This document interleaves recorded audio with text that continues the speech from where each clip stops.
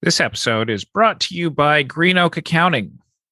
At Green Oak Accounting, they believe that every practice should be profitable. They work with therapists all around the country, and they give practice owners the financial confidence and information to make data-driven decisions.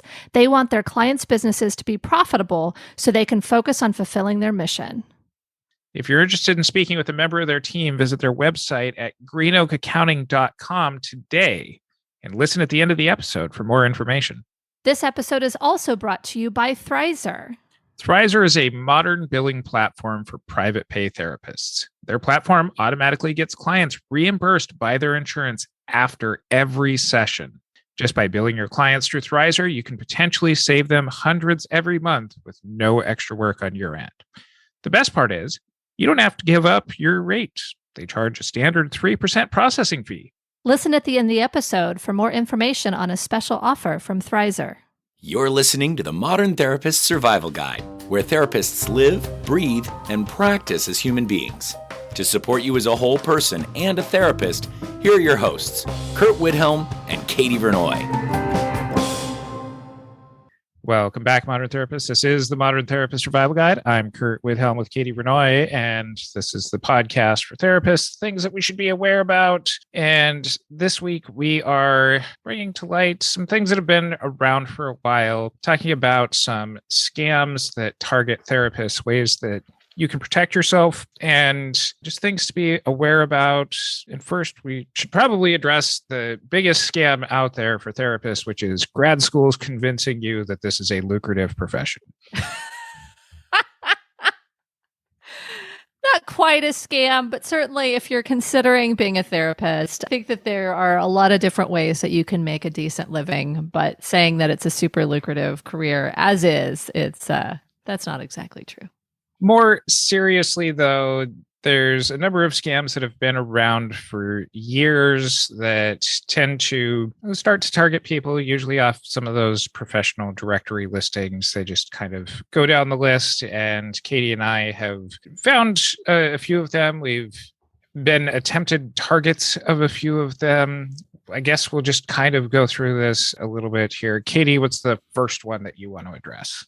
I think the one that is scariest to me, that has not happened to me, but I've heard a lot of folks who have been potentially taken in by it, is the one where someone calls posing as law enforcement, whether it's the sheriff's deputy or other types of police officers. They have varying levels of skill in either identifying law enforcement professional or a similar phone number or something to a local police station or that kind of stuff, where they then say that you have missed a federal court appearance, or you've failed to appear at a local court appearance, or you're in contempt of court, and that you have to pay all these fines, or you have to come somewhere to pay some fines. I mean, there's things that get pretty far along, a lot of different tactics inside it. And I think it's pretty scary because it's something where we do, as a profession, oftentimes interact with law enforcement and the court system. And so it can be very easy to be like, oh my gosh, how did I miss this thing, and want to resolve it. I think folks are more aware of it. There's been some articles, and we'll link to those in the show notes, of around folks that have tried to put this out as publicly as possible. But even when you're doing your due diligence and they've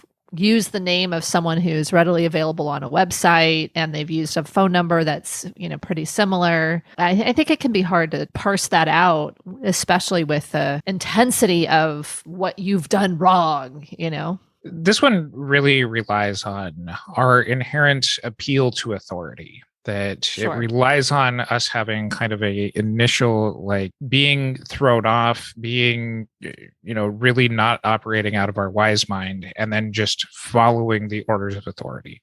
Some of us I've seen in these articles, and we can post some of the articles that we're basing this episode on in our show notes. You can find those over at mtsgpodcast.com. But a lot of them describe people who have a fear of having officers show up to their office and arrest them in front of clients. And because there's always an immediacy of, these are things that need to happen right now. And so it is really that wanting to follow authority, wanting to take care of things. It's balanced between kind of this good cop, bad cop sort of thing that a lot of these scammers end up doing, which is you need to take care of this right now. But if you take care of it, we'll just make sure that you're taken care of. Yeah.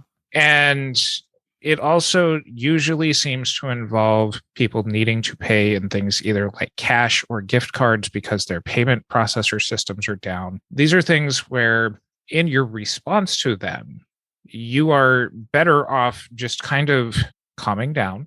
They try to keep you on the phone so that way they can keep you engaged in this, keep you on the line, keep you hooked into it. But these are things that to get to a place where you can make some common sense decisions about this is if you're in a smaller town, you might only have one sheriff's office. You might actually know all of the law enforcement officials in your town. If it's a small enough town, larger urban areas, these systems, if they're down, they're not going to be able to accept your process payment in the first place. So really wanting to make sure that everything stays official relies on you to kind of get off of the phone with them. They usually spoof the phone numbers to the local precinct or whatever is nearest to you and go and talk to literally any other officer at the precinct other than the one that they're trying to pull that name from.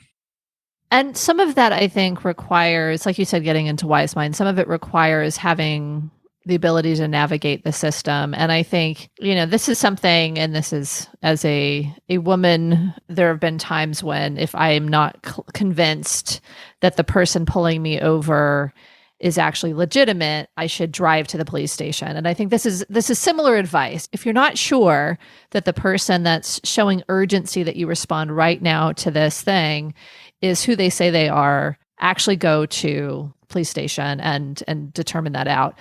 I recognize that not all folks are going to feel comfortable and safe with law enforcement. And so I think that's another element of it. And so I think this can be a pretty dicey one as far as just really empowering yourself to say no, to take action, and to find ways that you can either get whatever information you actually need and or get to safety.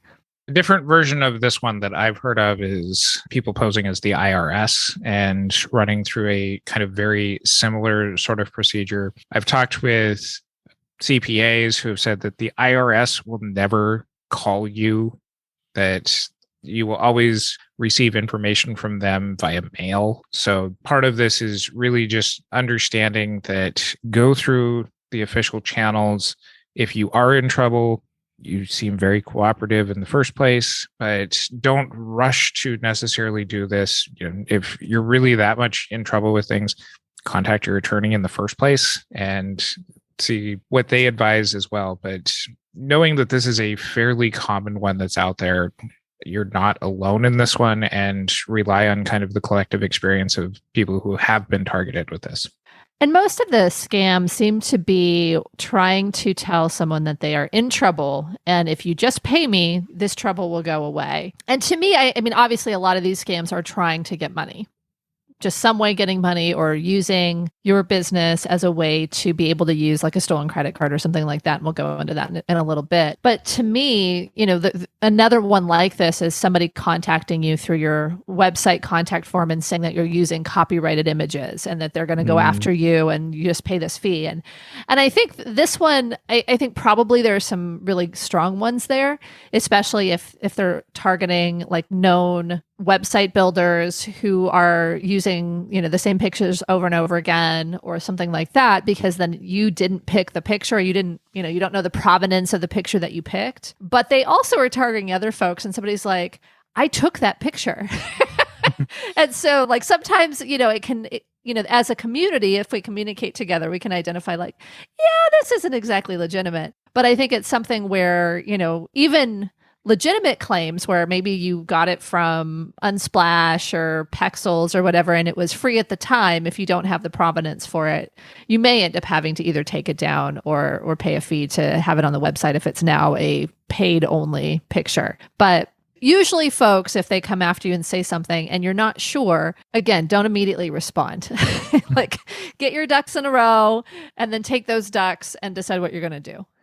Many of you know that I teach law and ethics, and in this process, I'm not speaking for all of the legal profession, but in most of these cases, if you are in trouble, you will not receive this information by email. You will receive a cease and desist letter, or you will receive a subpoena in order to make an appearance. That unless those things are properly delivered to you, an email that is vaguely sounding in some sort of authoritative way will be followed up by something more official. At that point, you will need to definitely act, but know that just in having to respond to an email right up front is kind of relying on you just trying to pay to make a problem go away.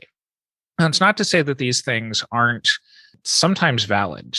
And one of the people in our space who went through this a while ago, Allison Perrier over at Abundance Practice Builders, has an article that we'll link to in the show notes about how she did what many of us have done in the past, which is search for free stock photos online, where it legitimately was a person who had the rights to the photographs who was contacting her. And she describes her whole process that had happened in a legitimate case over there. And she has some really wonderful recommendations as far as how to protect yourself. So we'll include that as something in our show notes for you as well. We are not typically trained to be business people. That's one of the things that, a lot of our colleagues work to fix, and as well as some of the stuff that we've supported as far as putting out business training as well. But it seems like across the business world, especially small businesses, there are going to be folks that get kind of into these little niche spaces and want to charge you for something that you can do for free or for very little money. And also can be very confusing. If you're a corporation, you can start getting things about putting up human resources flyers or having your corporate minutes, there's a lot of stuff. And these may be legitimate businesses, but it's something where it looks like the way they have formatted the mailer or those types of things, it looks like they are a government entity telling you that you owe a fee. And so really with kind of distinction, looking at, do I actually need to register my trademark internationally? And is this a legitimate body that would do that for me? Is this a fee that I need to pay? And then there's this other one, and this was something where I totally fell for this, and I couldn't figure out where my URL was for many years. Is I was getting close to my renewal, and I got in the mail, your renewal's due, and it's this much money. And so I was like, oh, okay, well, how convenient. And so I paid it. And it basically was, I was agreeing to give my URL to another holder. It was still a legitimate company. I still own the rights to it, but I couldn't find it to use it. It wasn't in the stable of all of the other URLs that I own, because I took for granted that only the person or only the company that held my URL was actually going to send me a notice to pay. And so I think, as you get further and further along, there's a lot of these things where, you search, you do a quick Google search and you're like, okay, I want to do an EIN. And someone's like, hey, we'll do, you can get your EIN for $50 or something. And it's like, oh, okay. And you start down the path. You're like, wait a second. That's something I can get for free. And you literally are filling in the same information. I almost fell for it. And I keep getting emails saying like, hey, you didn't finish it. And I didn't put any of the information in, because I was like scrolling down, and then I was like, I think I put my email address in, and then I realized, oh wait, they're charging me money. I know I can get an EIN for free. But it's literally the same form. You just fill it out, you pay them $50, and then they file it for you, which is ridiculous. It's so ridiculous, but it's, it's one of those things. It's buyers beware, but I think it's important that you recognize people are going to try to get you to pay for stuff because you're a business, even if you don't need to have someone pay for it. And for a lot of our licenses, our information is publicly available, that there's mailing lists of where your license is. There are directories of people who have business licenses that are publicly available information that some of these companies will buy and then just send out things. I know that there's a company that probably buys it off of the employer development department here in California, because every so often I'll get letters that are like this vaguely sounding government-ish agency, like, the Center for Corporate Compliance or something like that, that is like, you have to follow all of these rules. And if you just buy this package from us, then everything is fine. And in like really fine print down at the bottom, it's like, this is an advertising service, but it's things where use some common sense. And if you have questions on things, then ask around, ask the communities, come over to the modern therapist community, be like, hey, I got this. Is this something that's legit or not? Rely on some people who've been a little bit more experienced to get a more rounded out version of this before taking some action steps. These are the scams that target the business angle or the person, like, hey, I've messed up on my taxes, or I've, failed to appear at a court appearance, or those types of things. I think the ones that are most common that I think most folks get are the ones that folks posing as clients and trying to maneuver in that space. And I feel like these take a very similar structure and people are pretty savvy about them. But I think because this is a podcast on these scams for the newbies, I think we should share these as well. But the one that always sticks out is it usually starts in some way of a parent or a spouse who is getting therapy for someone who's coming into your area for a short period of time, or I want to give something to my family. This is a gift I think one was recently like, while I'm having cancer surgery.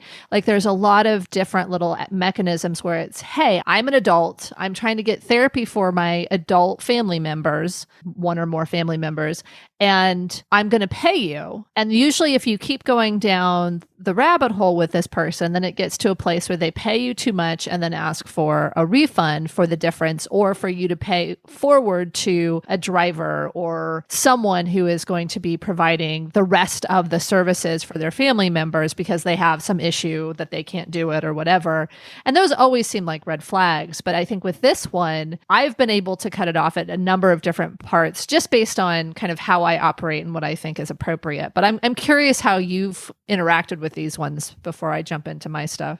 A lot of these ones involve kind of that overpayment up front, which usually it's either a stolen credit card or it's a bogus check that by the time that it gets processed through, I've seen this. I've had people attempt to be like, I'll pay for, 15 sessions up front and you can just take it out of the balance as these sessions come up. And then after like 2 or 3 days after supposedly cashing the check, then you get asked for a refund. And so you cut a check back, then you're going to find out from your bank, oh, the check bounced. I'm out what I sent them back and whatever fees that the bank is charging me for depositing a check that bounced. Usually the safest ways in stuff like this is I tell people I don't take money for services that I have not yet provided, that we can pay as we go along. That usually short circuits this one right up front, that you don't want to be in a position where you're holding a bunch of money for somebody else. It creates some weird power differentials in the therapeutic process, even if it was a legitimate thing. I think, here over the last couple of years, I'm not seeing this one as common as most people, especially with virtual therapy, have stopped taking checks altogether. Yeah. But other ways of doing it is just kind of like, okay, we can work it out when your child, spouse, whoever it is, actually shows up to the office, and this credit card or whatever can serve as, a background payment or a secondary payment. I've actually short-circuited it even earlier than that in saying I don't engage in services for adults who have not consented for treatment. And so you can have your spouse, child reach out and set up a session. If you'd like to help pay for services, that's wonderful. There's a system within which that I do that, but I'm not going to, like you would need to have this person reach out for me to start services. And I think that's actually short-circuited it pretty quickly. I think the difficulty is sometimes there are people who reach out and maybe they communicate differently through email. Maybe they're, because a lot of people say like, oh, it was phrased different, or they refused to get on the phone to talk about it and only wanted to deal through email. And those things can be red flags, but they can also be legitimate things. And so I always am a little bit leery about saying like, if it sounds like a scam, just don't respond, because I've had in the past, and I think I probably said this in an episode right at the beginning. I don't remember what we were talking about, but like I had someone email that this person sent came up in my spam, and I found it. So I recommend go through your spam and make sure you're not missing client inquiries. But the way that the problem was described was very strange. And it was something where not necessarily an area of specialty, but not something that was completely out of my wheelhouse. I responded to this person, I discussed it with them, and we decided to have an initial session. And all of the time, the whole time, I'm like, I don't know if this is a scam or not. I don't know if this person is trying to do X, Y, and Z or not, but I just kept going forward saying like, hey, let's go through this process. And it was actually, a lovely client, full fee for several sessions. And it was something where if I would have treated it like a scam, and I think a lot of people did, this person would not have gotten any treatment. And that whole like therapist never respond, kind of can live on. And so I think it's hard because there are some times when someone may reach out in a way that feels very different from how most clients reach out, but that doesn't mean that they're not someone that's seeking services. It's just we have to be aware and cautious. And so I try to overdo the make sure I've got the consent. Don't take payment up front. Like all the pieces where it's like, okay, how many different times can I kind of do a little check that's just part of my routine that will weed out folks who are actually a scam versus folks who are just engaging in the system in a different way than kind of all of the therapist world is socialized that clients should reach out for services.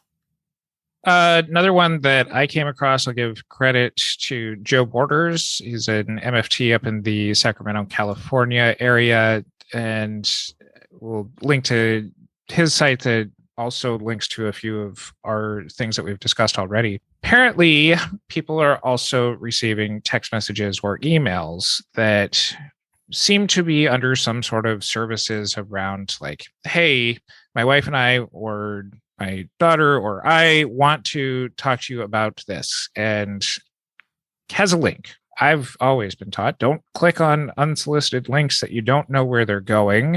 And this one seems to rely on kind of hiding something within wherever that link sends you to, whether it is to put malware or something else on your computer, but just don't click links that you don't know what they are. Those can lead to a lot of harm as well. So Joe Borders has some suggestions on his page of places that you can copy and paste the links into a reputable website that will say, this is either a legitimate place, here's where it goes to, or here's a phishing scam. But don't click on unsolicited links.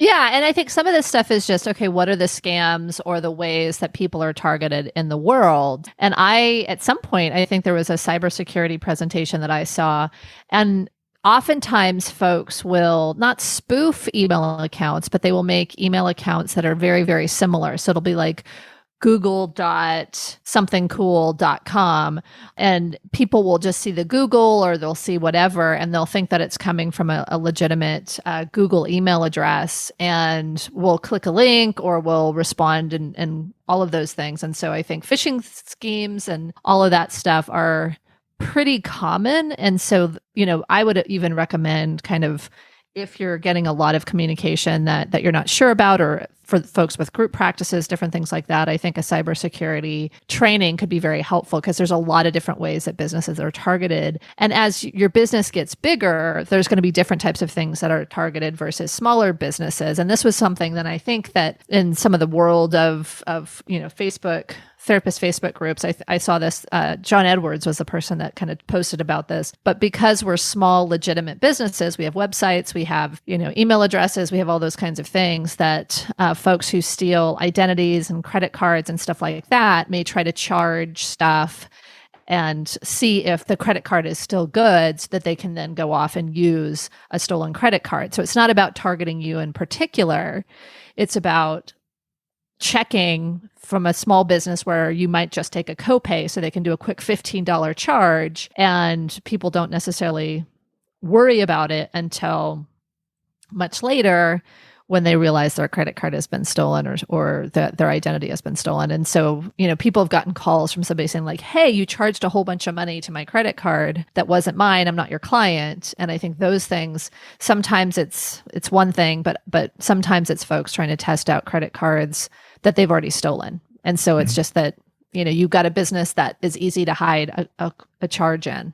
I don't know how that happens. Maybe people have payment portals that are just to pay and not kind of the whole system where, like with the EHR that I have, you have to go in as a client to be able to charge a card. But if you're using some of the kind of external payment processing things, you may end up having somebody use your business to see if the credit card will go through.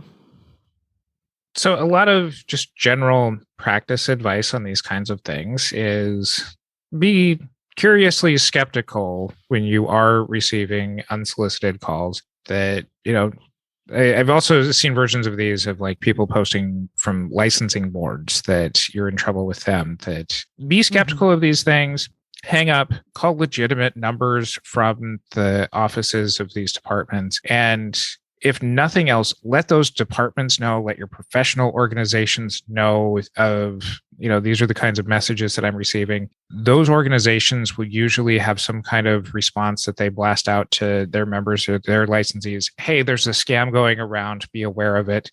Yeah. It can be shameful if you're the victim of one of these, that you got duped. Hey, we're highly educated people, and falling for one of these is embarrassing, but happens all the time. It does. It's been around longer than I've been practicing, and I think it unfortunately will continue to happen. And so some of the best ways of protecting yourself on this is really just talking about it as it's happening, talking about it after it happened, making sure that those messages continue to get elevated. And I think the pieces of advice, just to kind of wrap it up one more time, is don't click on links you don't know where they go. Don't give out personal information, and especially don't give out financial information. Don't take payment up front when you're worried that somebody's going to ask for a refund. And if you're being addressed by some sort of official entity, make sure that you read all the way through, check the email address, check to see what's being asked, and contact the actual official entity if you're not sure that this is some sort of a scam or a shady business trying to get your money or trying to get you out of your office or whatever. I mean, there's just some safety precautions that can be helpful to try to knock some of these things off. But as we've seen, folks continue to get more and more complex in their systems and stronger in their mechanisms of being able to fool folks, like spoofing emails or phone numbers. And so if you do get caught up in one of these things, please let people know, because if you were tricked, other people will be too. If there's anything that you think that we're missing, let us know. You can do that either through our social media or come join our Facebook group, the Modern Therapist Group, and also be a resource for anybody else who might be posing some of the same challenges that they would be facing. And until next time, I'm Curt Whithelm with Katie Vernoy. Thanks again to our sponsor, Green Oak Accounting. Green Oak Accounting specializes in working with therapists in private practice, and they've helped hundreds of therapists across the country reach their financial goals. They offer a number of monthly packages to fit a growing practice's needs, from bookkeeping to CFO services. Other specialized services include profit first support, compensation planning, and customized KPI dashboards. They help therapists achieve their clinical goals by making sure they have a profitable practice and offer unsurpassed support along the way. If you're interested in scheduling a complimentary consultation, please visit their website at greenoakaccounting.com/consultation to learn more. This episode is also brought to you by Thrizer. Thrizer is a new billing platform for therapists that was built on the belief that therapy should be accessible and clinicians should earn what they are worth.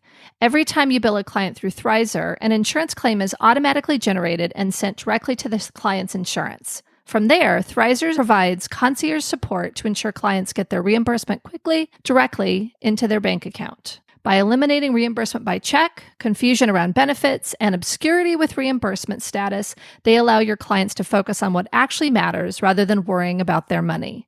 It is very quick to get set up, and it works great in complement with EHR systems. Their team is super helpful and responsive, and the founder is actually a longtime therapy client who grew frustrated with his reimbursement times. Thrizer lets you become more accessible while remaining in complete control of your practice. Better experience for your clients during therapy means higher retention. Money won't be the reason they quit on therapy. Sign up using bit.ly/modern therapists and use the code modern therapists if you want to test Thrizer completely risk-free. You will get 1 month of no payment processing fees, meaning you earn 100% of your cash rate during that time. Once again, sign up at bit.ly/modern therapists and use the code modern therapists if you want to test Thrizer completely risk-free. Thank you for listening to the Modern Therapist Survival Guide. Learn more about who we are and what we do at mtsgpodcast.com. You can also join us on Facebook and Twitter. And please don't forget to subscribe so you don't miss any of our episodes.